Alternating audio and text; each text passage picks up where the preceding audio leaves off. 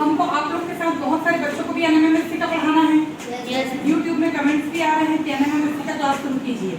तो आज हम रीजनिंग का क्लास से शुरू करते हैं। डेली हम आपको इसमें क्लास करवाएंगे, ठीक है। और आपको इसकी प्रैक्टिस अच्छे से करनी है। इसी तरह के क्वेश्चन एनएमएमएससी में आते हैं।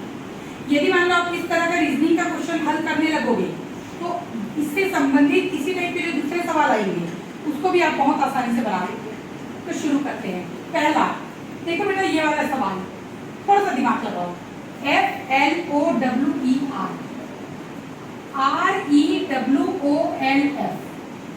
क्या किया इस सवाल में? इसका ठीक उल्टा लिखा है। तो हमको फ्रूट्स का ठीक उल्टा लिखना है। तो हम फ्रूट्स का उल्टा क्या लिखेंगे? FPIURS।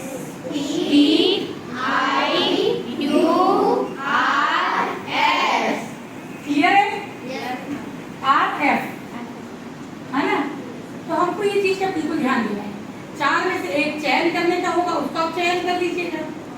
आपको अपना आंसर परफेक्ट होना चाहिए, चारों को देख के कंफ्यूज नहीं हो। दूसरा, स्कूल का संबंध किससे है? शिक्षा से। तो आपके हिसाब से आप बताइए, अस्पताल का संबंध किससे होना चाहिए? इलाज से। किससे होना चाहिए? इलाज से। इलाज से। डॉक्टर से कैसे होगा भाई? ऐसे में तो स्कूल का संबंध मास्टर से होना चाहिए। तो अस्पताल का संबंध किससे होगा? इलाज से। इलाज से होगा। क्लियर है? अब ये वाला देखो, बहुत ध्यान से देखना। इस सवाल में सबसे पहले हम लोग देखते हैं कि एक वर्ग बना हुआ है। वर्ग के अंदर क्या है? वृत्त। और यहाँ त्रिभुज के अंदर क्या है? देखो, वर्ग के अंदर त्रिभुज था, ठीक उल्टा हो गया। Yes ma'am. उल्टा हुआ कि नहीं? त्रिभुज के अंदर वर्ग आ गया। बेटा एक बात बताओ, इसमें गोले के अंदर वर्ग है तो इसमें क्या आना चाहिए? वर्ग के अंदर गोले। वर्ग के अंदर गोला। तो हमारा आंसर कुछ किस तरह से होना चाहिए? क्लियर है? Yes ma'am. ये सवाल देखो, बहुत आराम से, बहुत बढ़िया बनेगा। देखो, सबसे पहले एक तीर है, उस तीर में एक राउंड लगा हुआ है बीच में और वो नीचे। तीर अपनी दिशा बदलता है तो ये बीच का बिंदु हट जाता है, हट गया। वैसे ही फिर यहाँ पर देखो, गोला में बिंदु है, तीर अपनी दिशा बदलता है तो बिंदु हट जाता है। इसमें भी गोला में बिंदु है तो तीर अपनी दिशा बदलेगा। Yes ma'am. तो एक बात बताओ, तीर का चिन्ह किस साइड हो जाएगा? नीचे। और ऊपर क्या लग जाएगा? गोला। ऊपर क्या लग जाएगा? गोला। इस तरह से आपको हल करना है। जल्दी नोट डाउन कीजिए। आंसर में कंफ्यूज होने की जरूरत नहीं है। तुम अपने पैटर्न में बनाओ, आंसर अपने आप निकल जाएगा, ठीक है। ऐसा नहीं है कि 4 विकल्प हमको देखना जरूरी है। पहले अपने दिमाग से उसका आंसर देख जाओ कि क्या हो सकता है। इसमें देखो, ये पांचों का दिशा इस तरफ है। पांचों का दिशा एक ही साइड है।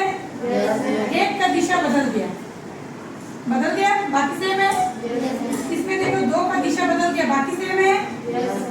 इसमें 3 का दिशा बदल गया, बाकी सेम है। हाँ, अब इसमें देखो बेटा 4 का दिशा बदल गया कि नहीं? तो इसमें कितने का दिशा बदलेगा? 5 का दिशा बदलेगा। तो हमारा उत्तर कौन सा हो गया? ठीक है, मतलब दिशा वहां जाते जाते पूरा क्या हो गया? विपरीत। अब इस सवाल में हमको ये बताना है कि इन चारों में से एक जो है वो अलग है। कौन सा अलग है? कौन बताए? कौन सा? क्यों? लास्ट वाला कारण? दो चार, दो है, एक हाँ, तीनों में एक है और उधर दो। तो इसको भी तो दोगे। देखो इधर ध्यान दो, इसके विपरीत दिशा है ये। इसका दिशा विपरीत है, इसका दिशा विपरीत है, पर ये दोनों सेम दिशा है। यदि ये विपरीत होता तो ये ऐसे बनता कि नहीं? तभी तो इसका उल्टा होता। ये दोनों सेम है, ये उल्टा है, ये उल्टा है और ये उल्टा है, तो हमारा आंसर अलग में ये कह रहा है। अब पूर्ण पैटर्न के आधार पर प्रश्न के उत्तर।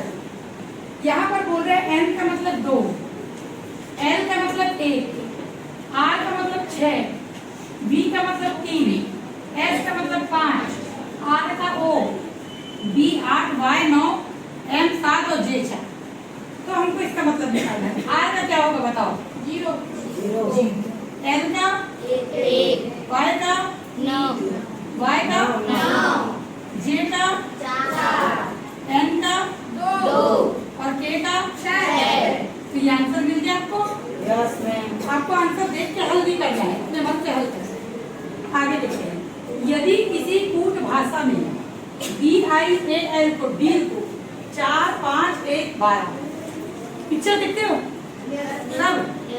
पिक्चर में देखना जब कुछ स्मगलिंग का सामान लाना रहता है ना, खूब सारा सोना, तो कोड वर्ड बोलते हैं कि नहीं बोलते हैं? Yes ma'am. पक्का? तो वैसे ही यहाँ पर डील का कोड वर्ड बनाया गया है 4 5 1 12। तो हमको लेडी का कोड वर्ड है, तो हम कैसे निकालेंगे बताओ? पूरा खोजने की आवश्यकता नहीं है। देखो हमारे पास डी को क्या बोला है? 4। ए को क्या बोला है? 1 और एल को क्या बोला है? 12। अब ये है हमारा LADY लेडी। तो एल तुम्हारा क्या हो गया? 12। A 1 B 4। अब सुनो बेटा, एक बात देखो यहाँ ध्यान से। A तुम्हारा पहला लेटर है, यस मैम B चौथा है यस मैम और L 12 है। तो Y कौन सा नंबर है? 25 है। तो इसका सीधा सीधा क्या हो गया? 25 बनेगा ये? यस बहुत आसान है कि नहीं? यस थोड़ा सा दिमाग को जोड़ देना है।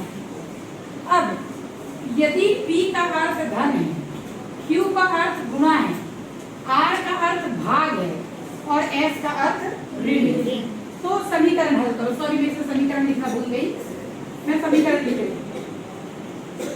तो समीकरण इससे दिया हुआ है आपका 44 Q 9 R 12 S 6 Q 4 P और लास्ट में 60। तो ऐसे सवाल में हम सबसे पहले क्या करेंगे? कोड वर्ड को चेंज करेंगे।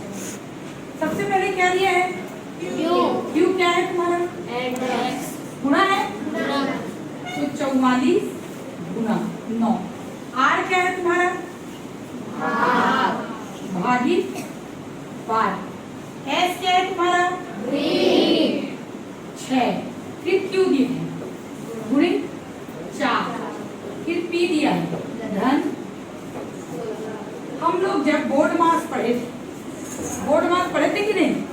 सभी का को तोड़कर भाग गुना कर मीत, आ पीछे धन ऋण कर, यही भिन्न की रीत। तो सबसे पहले अपन को करना है भाग और गुणा, उसके बाद धन और ऋण। ठीक है? तो 44 गुणित 9 पहले करते हैं।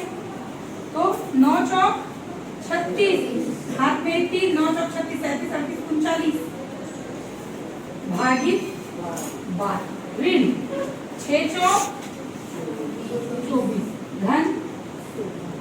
अब 396 को 12 से भाग देते हैं। 396 को किससे 12 से भाग? 12 का 12, 12 दूनी 34, 12 किया 36। 3 बचे 6 उतारे, फिर आ गया 12 किया 36। तो ये क्या बच गया तुम्हारा? 33 ऋण 24 धन 16। तो 33 में से 24 को घटाएंगे कितना आएगा? जल्दी बताओ। क्या आएगा? 9 और 9 धन 16। 9 धन 16 क्या हो गया? 25। तो चारों में से जहाँ 25 होगा वहाँ क्या लगा दोगे? राइट। बनेगा? फटाफट बनाओ।